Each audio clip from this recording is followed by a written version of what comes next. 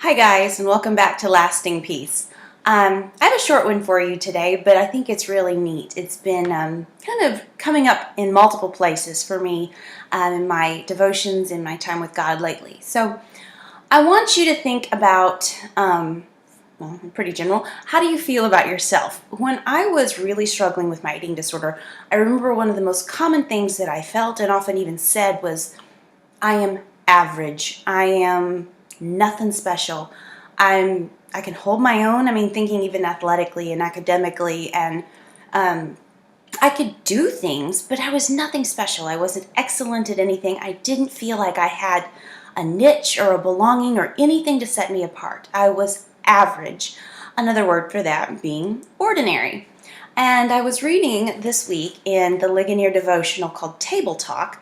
And I wanted to share a little passage with you and frame what I just said or how you feel about yourself in this context.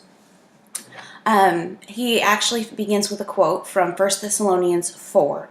It says, "Aspire to live quietly and to mind your own affairs and to work with your hands as we instructed you, so that you may walk properly before outsiders and be dependent on no one." If the Bible was going to tell believers that full-time ministry was a better or higher calling, if it was going to tell us that the best Christians are the ones who sell all they own and move to the other side of the planet, this is exactly where we would expect to find it. But we do not. Instead, we find something entirely different. In 1 Thessalonians 4, Paul gives very simple instructions that transcend time, geography, and culture. He tells the Thessalonians to live quietly, to mind their own business, and to work with their hands. When he tells them to live quietly, he means for them to be content to be unknown and unnoticed. There's a paradox here. They are to work hard to be still, or to make it their ambition to be free from worldly ambition. They are to be content with their lot, and to know that this contentment is how they can best honor God.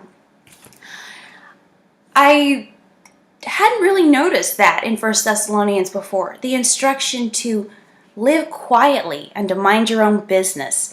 I'm not saying that we shouldn't aspire to be, to excel. Obviously, we're told throughout Scripture to work heartily as unto the Lord and to do our best and to represent Christ with our diligence and our work ethic and all of that. But there was something comforting in that Scripture and that interpretation to me, in that God intended us to be quiet and content, and in many respects to live small or ordinary lives.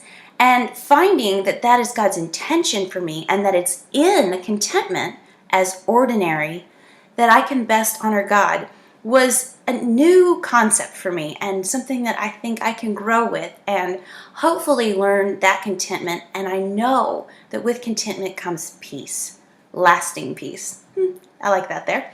Anyway, I hope you enjoyed this, that it meant something to you, and I look forward to seeing you next week. Thanks.